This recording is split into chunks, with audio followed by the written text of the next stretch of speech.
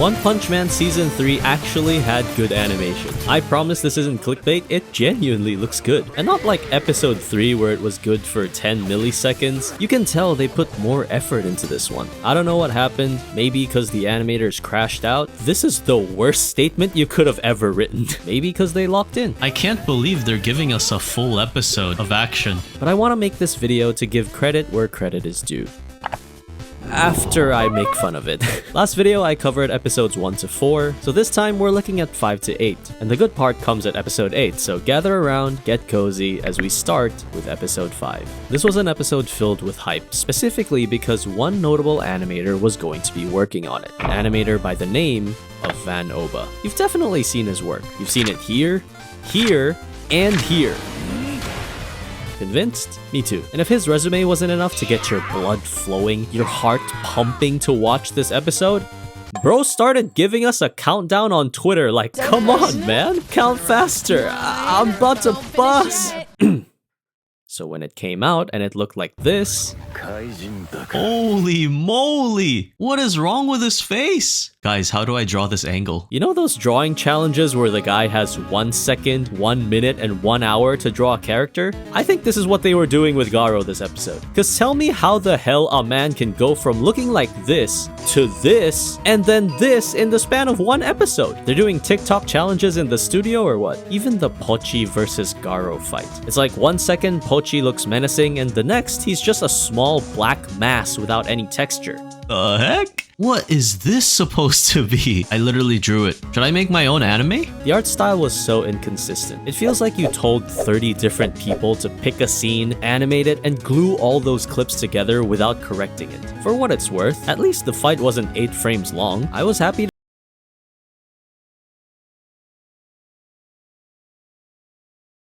Oh, that looks good. So what happened to the rest of the episode? It's like you had one animation team that was doing the earlier dog fight, and then you have a completely separate animation team doing this scene. Let's look at the Orochi versus Garo fight, because it first starts off like this. His feet, bro. Take a look at his feet. Then Van Oba comes in and it turns into this.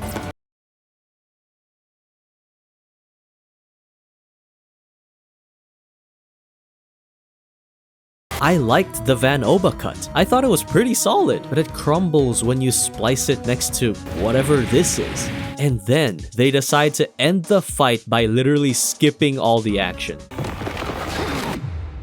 He didn't even show what happened to him. They just cut to the next frame. Oh my goodness. After this episode aired, fans were obviously upset. At this point, fans being upset is more consistent than OPM's art style, and Van Oba had to come out to make a statement, saying the art and compositing didn't do his cuts justice. I kind of feel bad for the guy. It's not his fault he was proud and excited to see his work on a popular anime. Shit, I get excited when people say they like my videos. Hey man, look at it this way. For a few seconds, at least it looked good. Something that can't be said about episode 6. You see this conference room? We get locked in here for 10 minutes. You see these lips flapping? They're gonna be flapping for 20 minutes. I can't even have any input on this episode because I'm literally just listening to the plan. Like, bro thinks he's part of the team. Genuinely, there was nothing going on. I just started having fun. Hey yo, Tatsumaki, let me join you on the table. Holy shit, guys, they drew me in One Punch Man. That's crazy. Let me just join the meeting. Oh shit, she's looking at me. I'm really not that far off, to be honest. This is basically a filler episode where they like increase the stakes of the fight, but it's doing the complete opposite here. It's just downgrading the importance of the fight because they're just making the heroes look so uncool to the point that all I can do is just make fun of them. Because how can I be revved up for a fight when your hardest frame looks like this? Like, you could not have picked a better background to put these characters in. Zombie Man's face. Atomic Samurai doesn't even get the luxury of being drawn properly. These guys don't even have like shadows behind them. They're just superimposed onto the background. It's so bad. It's so bad. And it's becoming more and more likely to be true. Because look what they did to Genos. Oh man, it's Genos.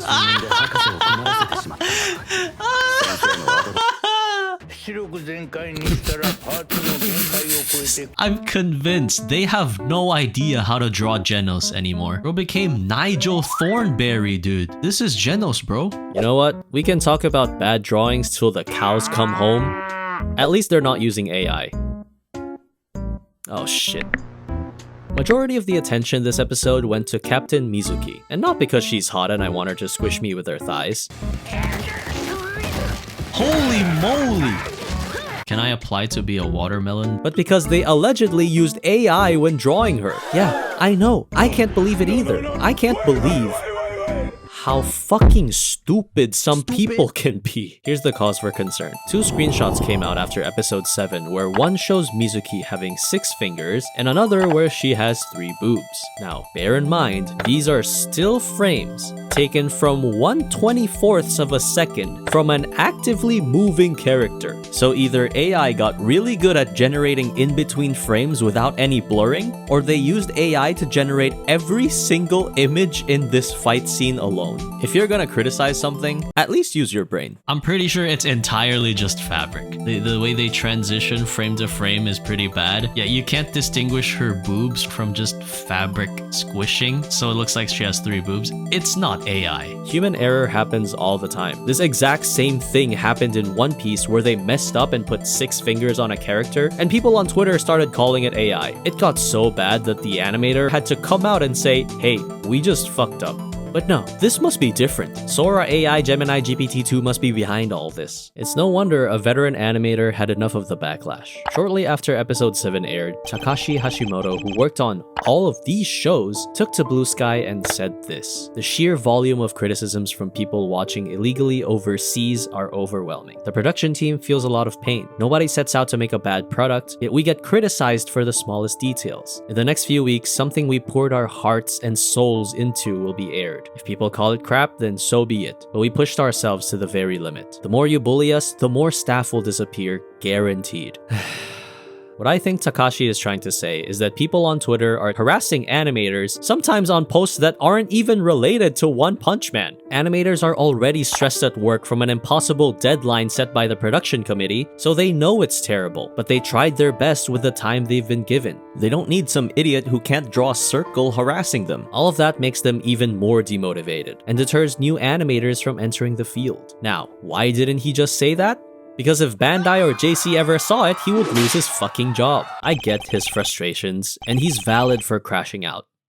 But this is the worst statement you could have ever written. Calling out overseas viewers without distinction implies that you think we're all watching illegally. He's talking about you guys, by the way. But what does piracy have to do with you getting harassed in the first place? These are 2 separate issues. Both are terrible in their own right, but I fail to see the connection. And if it's just about criticism, no harassment, I think people are allowed to say the anime looks bad. Anyone with eyes can see that. How big is her head? How much is hair? How much is forehead right now? Wow.